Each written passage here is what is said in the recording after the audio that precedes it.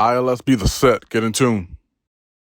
Welcome everybody. After another solo edition last week, I am joined by the secondary character of a stereotypical generic anime, the one that you know will never hook up with the male protagonist because she's not the MC. Also known as Vero Fuerte, Veronica Perez. Hey, Vero. I am the Mexican Sasha from Attack on Titan. Yes, exactly. Yeah, the one the one that you are rooting for, the one you want to see potentially get some of the love interest, but just like sadly. But here's the thing: is that like Sasha, like she was never chasing the love interest. She was never chasing the fame. Sasha was never chasing the glory. She died. Spoiler alert. The way that. The way that, like some of us want to die, craving really? Is that how we want to die? Well, I don't know. Like just craving potatoes and meat all day. Like that's what we want to do. That's what we're all about, She was never really a love interest though. Yeah, exactly. But she should have been because she was dope as fuck. She was a great character. She was fantastic character. She's probably the best character out of all of fucking them. Attack on Titan's so weird, but don't even get me started on that. Attack on Titan's a great show, even if you think it's weird.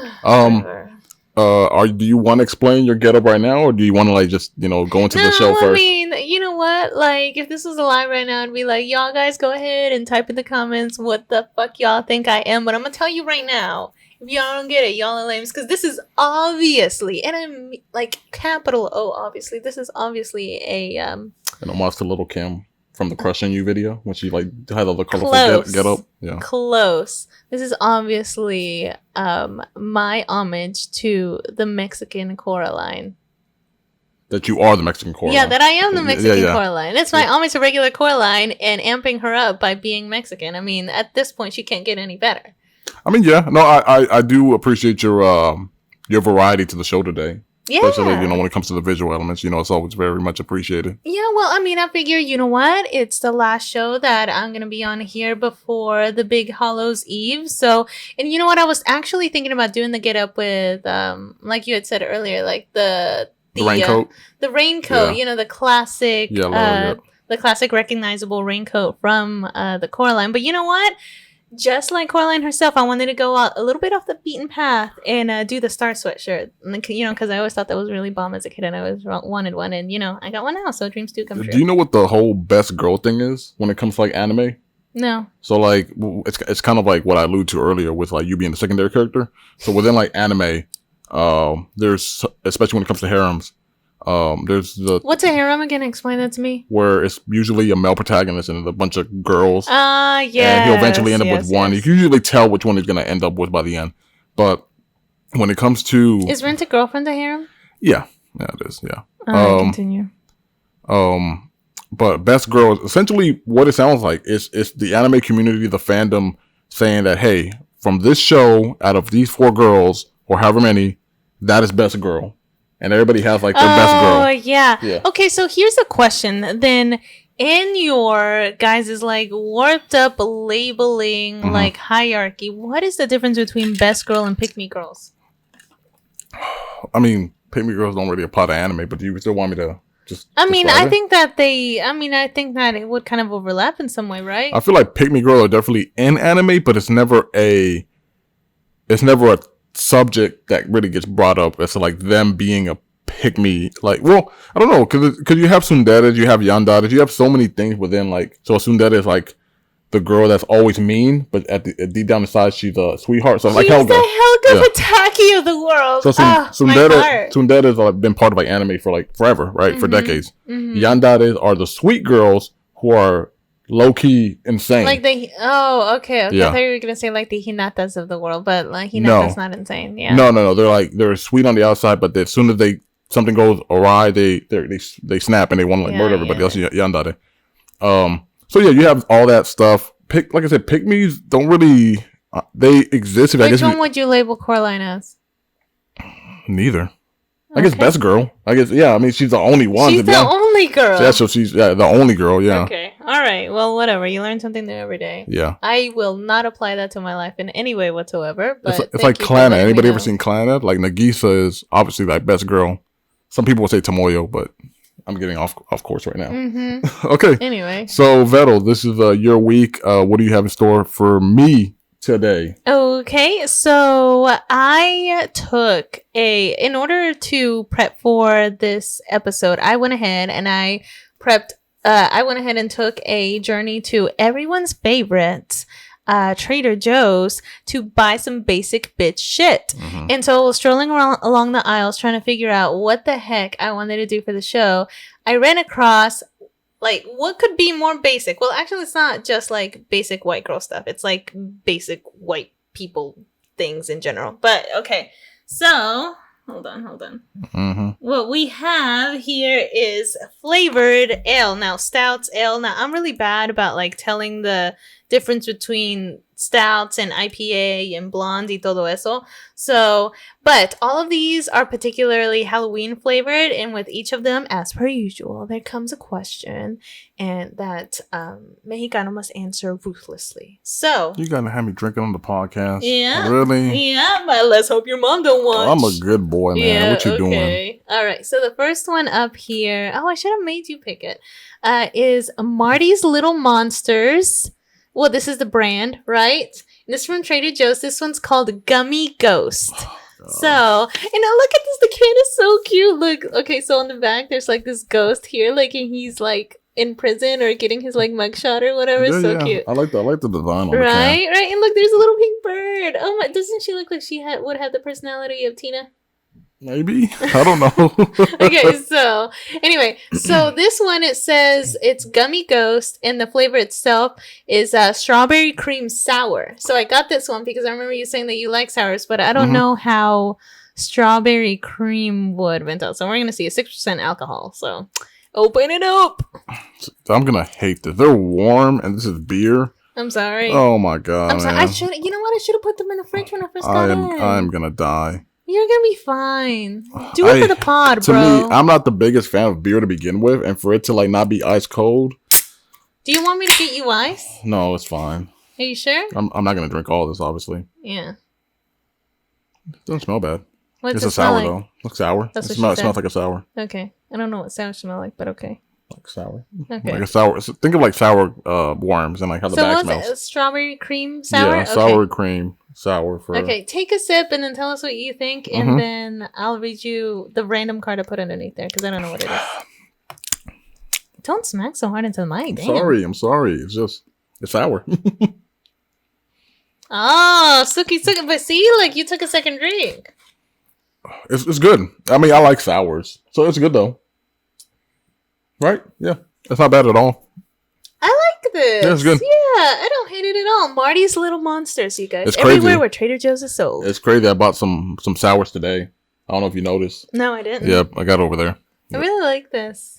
But yeah, It's strawberry good. cream I like that. sour. I like that. I give it like a How many Mexicano stars? because it's warm, a 7. If it was cold, an 8.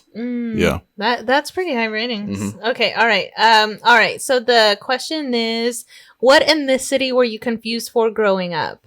And give me any story, / any stories of the ethnically ambiguous. Wait, what was that first part? What ethnicity or ethnicities were you confused for growing up, besides the ones that you are? Oh, confused. Oh, me. What was I Yeah. confused for? Like a white man came up to you like while you were like working retail Yeah. or something, and what would he assume that you are? So I've only gotten 2 to be honest. Right, like that's like rampant. That's like always what people confuse me for. Besides being, what I am, like you said, and that is Filipino. That's like probably number 1. I guess it's something to do with like the features of my face, where it's like they think I'm, I guess Filipino, some sort of like Pacific Islander, and I say that because that kind of like leads into the next one I'm gonna say. But the Filipino one, I get. I mean, there is a lot because of like Spanish colonialism. There's a lot of overlap when it comes to Latin America and Filipino. I mean, I think people forget that the Spanish were in the Philippines for like 400 years. Like it was a long time. But it's crazy because they don't really speak Spanish like that anymore. They've kind of gone back to their mother language, which is Tagalog. But that's neither here nor there. If go look it up, if you want like a history lesson. I'm not about to give that to you. But yeah, Spanish is not really used that much over there. But I get confused that for a lot. And being in the Navy, there's a lot of Filipinos, and people will think that I'm also Filipino, but then they would see my last name and be confused. Then I have to explain, no, yeah, but my dad's from here, my mom's from here, and it's always this big thing. And then people can't pronounce my last name, of course, like always. Then they always have to shorten it to something. So that's number 1. Number 2, though, is, this is 2.5, is Samoan, like Polynesian, and like Hawaiian. Like some sort of like Pacific Islander. Yeah. Like Samoa, like I get that. Like Word.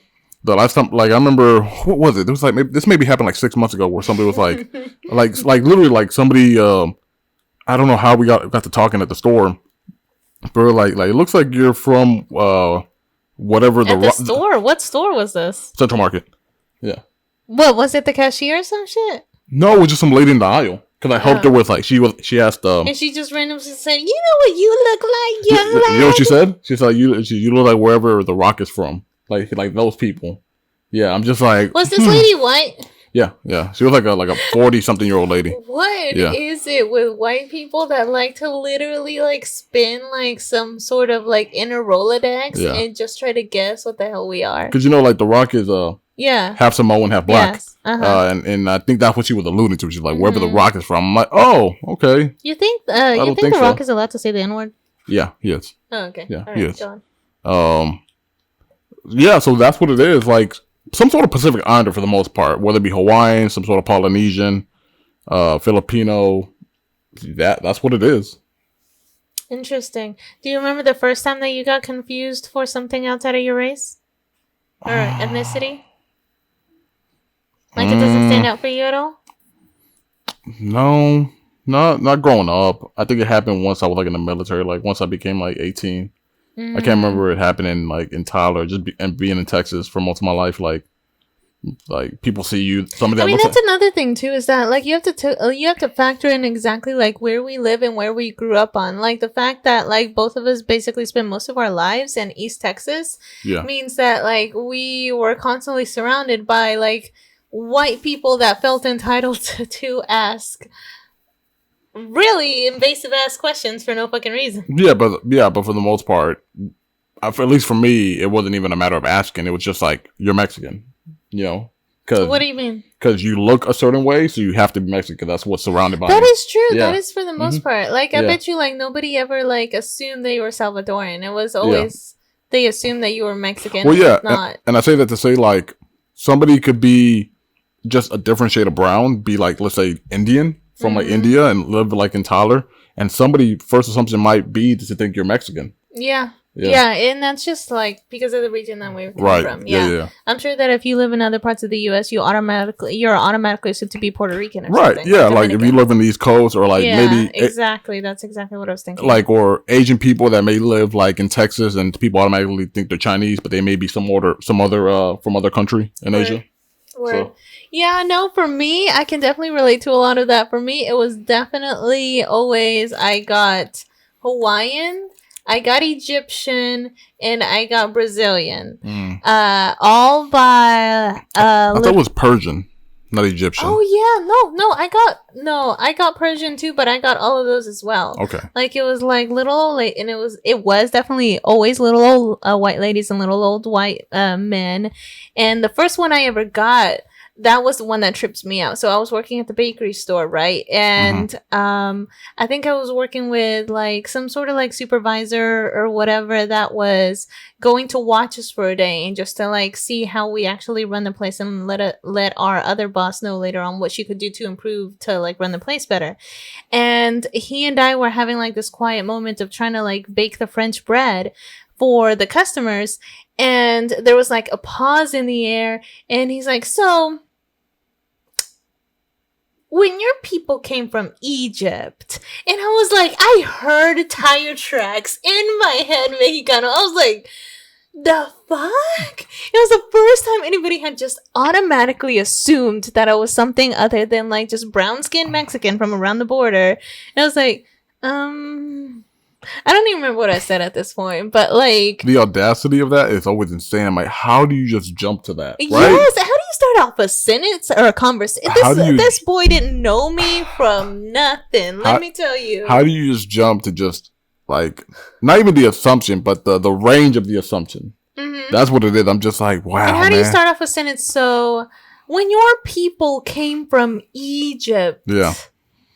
Anyway. Like, I feel like the pain of like second generation, like Hispanics, like Latinos, because like all they know is their parents being here before them. Second, especially like when you start reaching like third and fourth, and they have to like constantly encounter like people telling them like, oh, so when your people like, oh, hold on, bro, like my mom was born here, my grandfather was born here, kind of thing. Mm-hmm. I don't know what you mean by your people. Audacity. Like if you go far back enough, of course, yeah, they immigrated probably at some point, but all you know is just Texas, California, Arizona, Massachusetts. Exactly. For some reason, I just threw Massachusetts because like if we just said to them, it's like, so when your people, like started the Holocaust, yeah, like the fuck, I don't fucking understand, folks. All right, anyway, that was Gummy Ghost, everyone, from Trader Joe's. Pick it up wherever the stores are sold, or whatever these things are sold.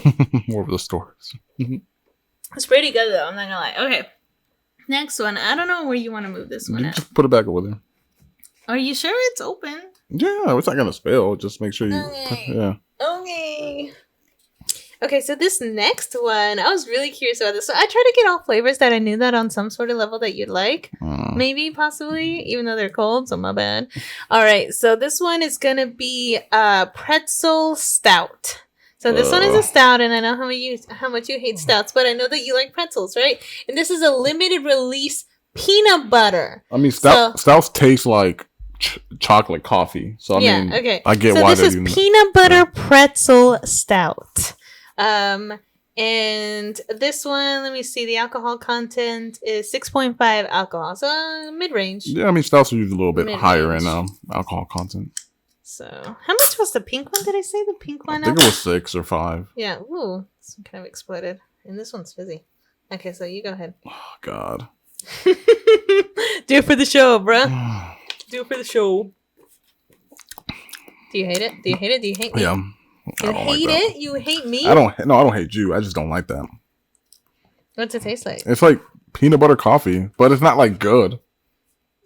For me. I don't really like stuff. Taste the pretzel? Not really. I mean, now I can. The aftertaste. I can taste like some pretzel. Oh, yeah. It's like, at first, it hits you with the boom bam of the peanut butter, and you think that's all there is, and then when it, like, fizzles out and, like the wheat. Lays on top of your tongue, you're like, oh, yeah. Yeah, exactly. The wheat part, you can kind of have a pretzel aftertaste. Yeah. Not my thing. If it was cold, maybe. It definitely smells like peanut butter. It's heavy peanut butter smell. If it was cold, possibly, but no, man. You will not catch me sipping this. No, okay, I give it a 3 out of 10. 3 what about you? Mexicano stars. Oh, no, I hadn't even rated the other one. It's not. Okay. Okay. It's not about me. All right. So the question with this one is, what is the scariest lie your Latino parent / or relative has ever told you? Scariest lie. Since it's spooky season. A spooky season. It's spooky. Scariest lie. I think, I mean, there's 2, but I'm gonna pick the top one. Okay. So, my mom, I don't know. I don't know where she heard this from, or she just made it up. Got freaking little flies in here. Because, like, Hispanic be making up shit for no fucking reason. They could write, like, a horror novel with the stuff they be saying. Mm-hmm. So my mom would not like it. Obviously, like a lot of Latina moms, that when their son or daughter would eat bad, junk food, of course, like candy. Gasolina.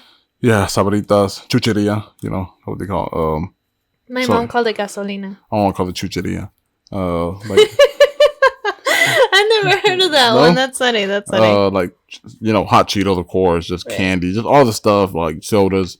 And my mom would constantly tell me that if I keep eating bad stuff, that attracts, get ready for this, that attracts certain animals. So when you're in the bathroom doing your thing, right, taking a number 2. Okay, I'm already not a fan of this story. I'm about to check it out. If the animals like what they smell, and I'm keeping it a secret, this animal, she would usually always say a snake. The snake will come up and eat you from behind. Are you fucking serious? Yeah. What kind of chaotic demonic stuff was your mom on? That's what she always says. She's like, if you keep eating that stuff, because that snake that's crawling through the pipes will come out through the toilet and eat you from behind. Did you believe her? Yes, I did. Did you still eat your chips in your bedroom? I think I would like be. For me, I would like kind of look. Your sour candy. I would look. I would be like, if it smells too good, the snake is gonna like it. What? This is so uncomfortable. That's oh about, my gosh. yeah. Your mom was way more creative than any of the bullshit my relatives came up with. Is that so? That's number one. And let me just throw in like number two of the honorable mention. Mm-hmm. That if you act bad at night when you're visiting somebody's house, like a sleepover, excuse me, little gnomes will come and like tickle your feet. Why tickle your feet? I don't know, just to like mess with you, like little mischief gnomes. No. Yeah. Okay. Yeah, like little elves, little gnomes, whatever. Okay. Yeah. See, like, and I don't want to like repeat any of the stories that I've already said on this podcast. That's why I was kind of wary about like these first two. You weren't expecting that first one, were you? No. The fuck with all those U's, bro. All right. Okay. So. If I'm going to share, and I'm going to make these two relatively quick, because it's mostly about you. But, okay, so one of them was definitely from my mommy Fina. And this was a story that she would tell me, or this was just something that she would just say in general to keep me, to stop asking for things. Because, you know, when you're little, you're like, oh my gosh, can I have this candy? Oh my gosh, can I have this? Da, da, da, da, da. So, like, whenever I would spend my summers in Mexico and I would go to church with her, we would be walking down the church. And, like, every time I would see all these really cool, like, older boys, like zooming past us in their scooters, right?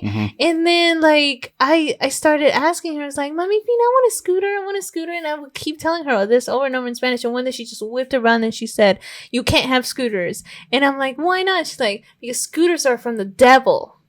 So, and I believed that for the longest time, and that scooters were the stuff of Diablo. Same thing with The Simpsons, because she didn't like me watching The Simpsons either, even though I watched it in Spanish when I was at her house, and she said I couldn't watch that either because The Simpsons and scooters are apparently from the devil.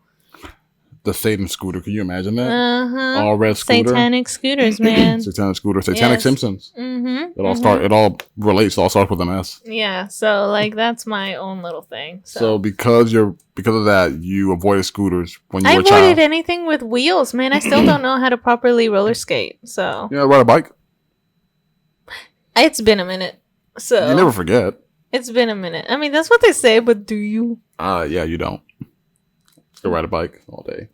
Do you though? I think I forgot. I don't know. We'll see though. All right. Let's do this. Can you reach around over there? Like my back is hurting. I don't have the traps to be pulling this kind of stuff late at night.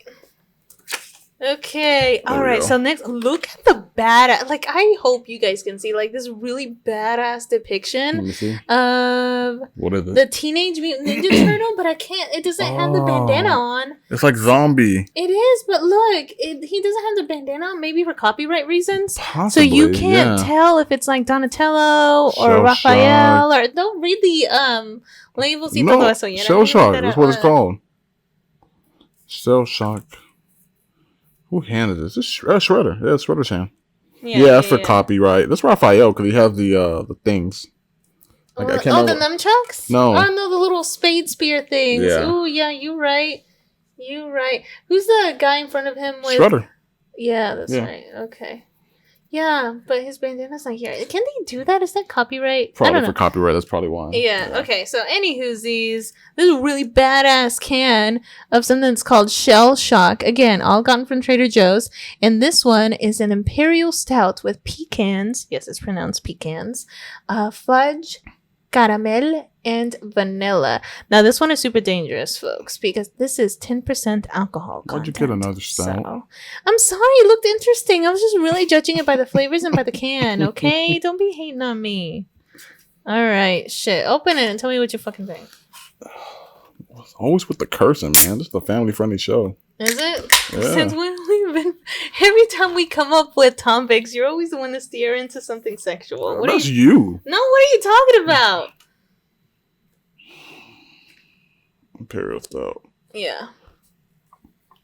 Smells a little bit better than that other one. Your mom smells a little bit better than that other one. She always does. Okay. Smells better than your mom. Any whoosies, please drink and shut the fuck up right now. Let's see.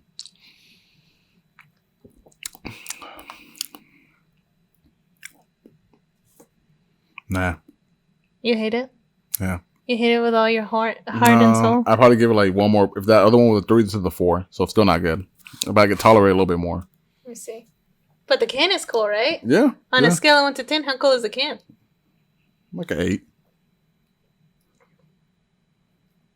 You know what? I actually like this a lot. But if this was cold, I could probably fuck with it. Possibly, yeah. If this is cold, I could probably fuck with it. I don't like that. Yeah. So this one, I mean, it does. Pain. Yeah, but you do taste it. You do taste the chocolatiness to it. I'm sorry, I just don't. For me, chocolate and has to be done a certain way when it comes to alcohol. Pecans, fudge, caramel, and vanilla. Again, was the flavor of this Ninja Turtle. To me, like chocolate and like liquor can be done good, but when it comes to like chocolate and like beer, like it's just never been my thing. Yeah, I haven't yet found like a chocolate beer that I'm super crazy about, and this like is no exception to that particular rule. But it's aight, you know. I don't hate it. I like it more than the pretzel one. It's not the worst thing. Okay, all right, ready for the card? Yes. All right, so it says typical Latino vehicles. Now this was your idea. Oh. Okay, so what you talking about with this one? So this is one topic I let you have. Excuse me, freaking beer. So this is gonna be a little stereotypical. So when you think. A little stereotypical? So when you think of like a Latino teenager, a Latino dad, and even like a Latina, a woman, a young teenage girl, right? Mm-hmm. There are certain vehicles that I think they tend to gravitate towards too. Mm-hmm. That you just constantly like see. Black guys with the marquees. Can I say that? I don't know if I can say that. No, so let's... So, like, I'm gonna... Do you need me to move this before you get it all over the keyboard? Let me see. Hold on. So, when you think of... Like, let's do dads first, right? I'm gonna make sure to, like, put images of this, like, in, on the video, for the video podcast. But when you think of dads, right? Like, tell me how many times you haven't seen a Mexican dad in one of these things. What, the pickup truck? Yes. Like, when you think about, like, what did it scream to you? East Texas? Typical what? Mexican? I mean, I don't know about construction? Mexican. I mean, like, not that car. You know why that truck? You know why that truck doesn't ring a bell for me? Because it's too nice. This is the early 2000, like... I don't know. It looks too nice. Like, I needed a little more beat up before I started to recognize it. That one screams it? Yeah, that one is this one right there. But you can't just say this one and not describe it for the podcast. No, I mean I'm gonna show picture. Audio element. Yes, but like there's like the 2000 Chevy Silverados, like that type. Yeah, that's true. You know this one. Do you remember the very first vehicle? You got a teal that looks like that got something like this. Turquoise and teal vehicles were the Hispanics. Oh man, yes, absolutely. They love that. Absolutely. This one too. Do you remember the first vehicle your parents ever had? Your family ever had? Early on, yeah. Was it a truck? Was it a pickup truck? No, it was more like a giant Chevy, but the big aluminum frame, like Chevy, like Suburbans, like one of those. Yeah, I think I know what you're talking about. Let me see. How long did you guys have it for? Did you have it through like all of your siblings? No, I think we had it before Eddie was born. I think by the time Eddie was born, we didn't have it. This, of course. Yeah. You know, SUV. For the moms, the Dodge Caravan for the mom. Ones that took all of your tiny little kid strength to like pull the door open and then swing it close. One. You know, you've seen a family of 8 pulling up to church in this. The 1990 Dodge Caravan. Yeah. That looks like something Selena would be driven in. Let's do the so this is like more for like this like family, the first one I show for like Latino dads. Let's do the Latina moms. Like when I think of like Latina moms and what they drive, I think of... I bet you will not guess what my Latina mom drove. Of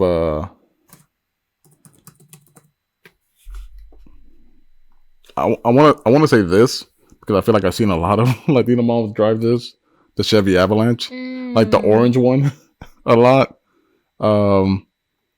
I don't know why I was thinking the orange one, the black one too. Is that what your mom drove? No. I had an aunt who drove this. I mean, they still drive it. They still have it. I also think of I do think of this for like Latina moms. Like, Yeah. That's for sure. My tia Mari, that right there. 100,000%. But hers was like this dirty, like little Like that. beetle olive green. It was awful. Oh my gosh, I hated it. And it almost never had AC. Really? Yeah, summers were fucking brutal, bro. But yeah, no, I remember like rolling through with my cousin Lali, my cousin Huichol, like, you know, like in the dirt roads of where is she? New Summerfield, Texas. You know. This is what I think when I think of teenage girls, Latina teenage girls. It's got to be For sure, the classic, sedan. Yeah, the classic Toyota Honda Corolla, Civic, the Honda Honda Civic. Civic. Yeah, Yeah. it's just for sure. Like all day, like this is gonna be like their first car for the most part, and then the teenage Latino boy. This one's a little bit different because You got a lot of car stereotyping. That oh you're man, doing. I could do this all day. It's just something I've always thought about. I'm like, man, you always see Latinos in these same. But you vehicles. have not guessed my mom's vehicle at all. I mean, I couldn't. Like back in the day or now? Yeah, back in the day. I'm gonna say Toyota Camry. It was a Toyota pickup truck, but I don't remember. Toyota. I think it's Toyota. I don't know. It was a little red. It was a little red pickup truck, and she would take us everywhere in that thing. And it was so tiny. No, it wasn't even that. It was so small. Kind of looked like that, but with a much smaller cabin. That's pretty small. Yeah. Actually, that's 94. Yeah, it looks like that, but with obviously smaller wheels. Yeah. Like I remember the yellow dash across it. I'm trying to think. Oh, you know what? How can I forget this? For me, when I think of like Latino boys,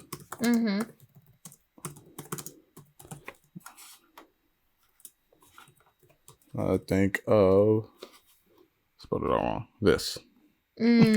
Yeah, I would agree with that. The early 2004 Mustang. It looks like something Eric would drive. The early 2004 Mustang. Or like a Camaro, like the early 2000 Camaros.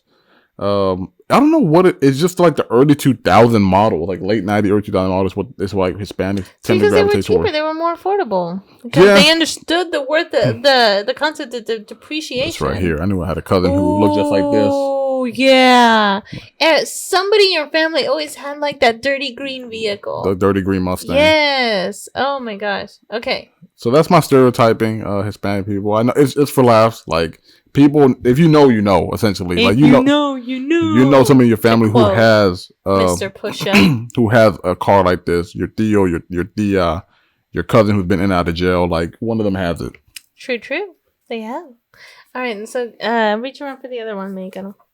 I ain't reaching out for nothing. Pause.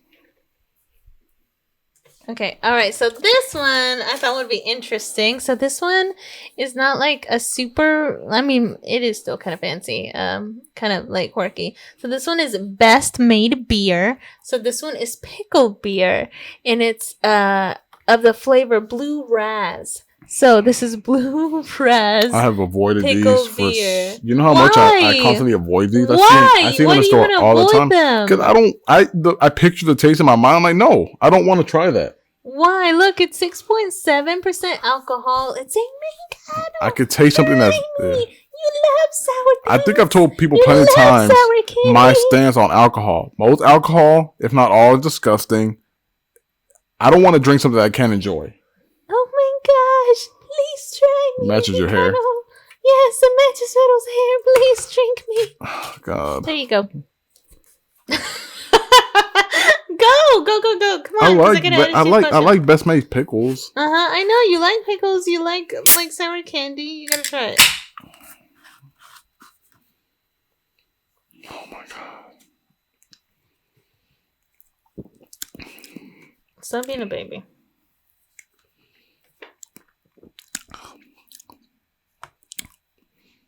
It's not as bad as I thought it was gonna be. See, I fucking told you. Still not good though. How many Mexicano stars? 5. Yeah, I hate that initial taste. Ugh, now my face is hurting. 5. So it goes like the first one is first, that's second. Oh my gosh. Why can't I stop drinking though? Right? I'm just like, this is kind of good. It's the blue raz and the pickle juice. It's too much. This is so weird. Yeah. So it goes that first pink strawberry cream one. This pretty much goes downhill after the first one. And then the 2 stouts you fucking hate. Yeah, those are at the bottom. Yeah, like look, like I cannot describe. This is the oddest thing that I've ever. Well, not ever, but this is one of the oddest things that I've ever drunk before. Like this is like it's sort of like when you initially. When it initially hits you, it's just like this giant punch of vinegar, and then it kind of tastes like candy, and then it just tastes like pickles again. It has never looked appealing to me. It's like a journey, and you don't like it, but you can't stay away. Please stay away. It has never looked appealing to me. Yeah. Yeah. But I say that and I make that face, but watch me. I'm going to drink it at least 2 other times before God. episode is up. Okay. All right. Let me read it. All right. So, oh, wow. Okay. So I don't know if this is going to be NSFW. So, if you guys are listening at work on this playback, just keep your headphones on. Yeah. Conservative folks are bad at segs. Oh yeah, of course. Yeah. Yeah. Okay, so you gotta explain. You gotta explain the topic y todo eso. Conservative people folks are bad at the sex. horizontal polka. Sex. You can say sex. No, you can't. Yes, They'll like block you or something. No, apparently, I've seen it. Everyone on Instagram is now spelling like. I know how they spell it, but yeah, SEXGGS. I was gonna say eggs. The deed. Yeah, conservative people are bad at doing it. Mm-hmm. Their taxes. So, to put it very simply, conservative people are uptight pricks who want to control everybody's sense of pleasure, autonomy of pleasure, because it is ultimately about power and not so much the act itself. They're bad at it because, and I think I explained it to you yesterday, it's like... You didn't explain it to me. A YouTube video by FD Signifier explained it to me. Don't act more intellectual than you already are. I was telling you about, with a video. We were watching it together. You were not explaining anything. The video was explaining it to me, but yeah, continue. No, I was telling you my opinion. How about that? My opinion. Right. So yeah, the video was by FD Signifier on YouTube. Great video. The great video, YouTuber in general. He fucking rocks. The video was actually called this conservative. Conservative folks are bad at segs. Yeah, exactly. And he essentially was talking how that a lot of the issues that conservative people have are ultimately a giant hypocrisy when it comes to them controlling, whether it be horrible sex education, want to take the rights away from women when it comes to abortion.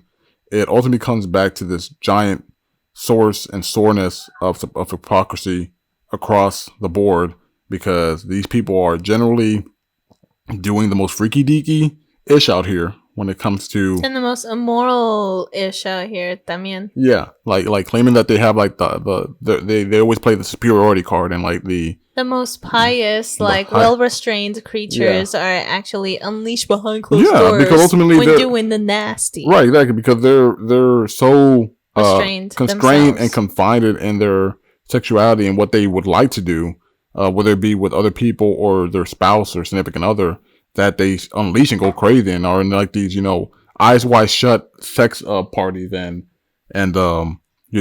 What the heck is an eyes wide shut party? Do I even want to know? You've seen the movie, right? Eyes Wide Shut? No, I haven't seen that. The scene where everybody's wearing masks and it's like no. I mean it's not, this isn't crazy, but it's like a cabal of people a giant orgy of people having with masks on. Yeah, that sounds interesting. Yeah, and not to kink shame, right? Not to say that any of this is wrong, but the fact that they hide it, right?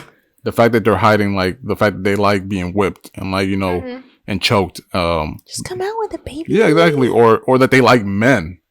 right? Oh, that's very true. Like of course, like being gay is like the worst thing you could do in their eyes, right? So it can never get out to the It's public. that whole hidden like homosexuality thing. It's like, bro, like, why are you making it even a thing? Well, yeah, bro, you like watching gay prawn? Gay prom? Yeah, prawn. Oh, Yeah. okay. Go ahead, man, do your thing. Like they're generally conservative men are generally more often to masturbate more, of course, to prawn. They're more likely to commit acts of sexual assault. Southern states, because to come out with like horrible, violent, monstrous acts of like aggression over to unconsenting folks. Yep. What's another one? Southern states, for the most part, still have a very high sense of teenage pregnancy and stuff like that. And people are like, oh yeah, because this generation is so messed up. All they think about is sex. But no, I think it usually goes back to the fact that sexual education is trash in the South, and you were teaching your kids this from the beginning. To restrain themselves. Yeah, you were teaching kids to restrain themselves and not explore themselves sexually. Instead of like empowering themselves to say, hey, like this is what you do. Yeah. I mean, and this is your options, and this is how you do it in a healthy way and in a mindful way, and to make your own decision kind of ways and have all the precautions kind of ways. Right. Like, hey, like you realize that a condom can really set you up to not have a child, right? Like you but instead you're advising Christian children to not have sex, and then one day they can't control themselves, and you have like a 15-year-old that's having a baby in the next few months. It just goes back to this giant sense of hypocrisy that's seen time and time again. And like I said, it's at the very beginning, and what FD said in his video, it's all about a sense of power. And I like the thing he said about, in the video, he pointed out how there are conservative men that don't know that they're bad at sex. I think he was saying this more as a joke, but I think he was just kind of like trying to illustrate a wider point where, because you're in these relationships where the women has never known any sort of like actual pleasure, right? They think that this is normal, and the man thinks that he's like a god because he's able to dominate his woman, his significant other, in this way.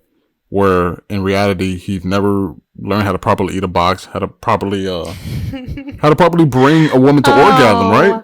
How I feel for these white women. That's probably the only time in my life that I will ever legitimately sympathize for white women. Yeah, I mean, because they're also playing into the role of that's not true. They're also playing into the role of patriarchy, right? Like, even though they themselves are a victim, they're also one of white supremacy's biggest advocates. Mm-hmm. They carry out a lot of the agenda that comes along with white supremacy, and keeping black and brown people down and other people of color. So yeah, that's what it is. Conservatives, they don't know how to break the box open. Okay, all right. Well, that is all the beers I brought for you today, Mexicano. That was terrible. What are you talking about? The bit was wonderful. That was very much a scary bit. You do your job as far as me being terrified. You're okay. Well, there you go. That was the point. Mission accomplished. Yeah. All right. Okay. So, keeping up with the Halloween theme, we have something in place of this week's Looking Out.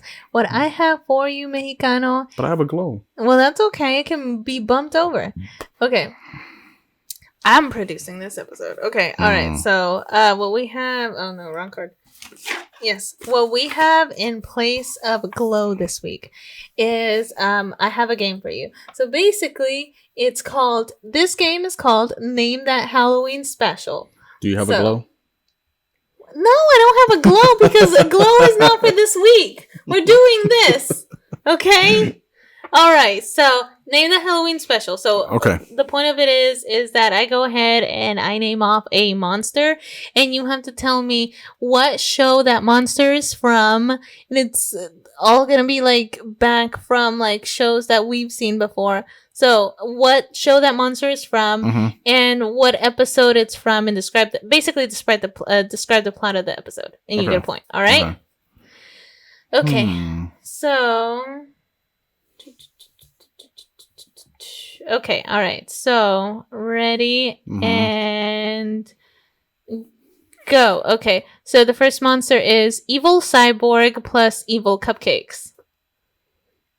Oh, crap. Evil cyborg plus evil cupcakes. Come on, I thought this one would be easy for you.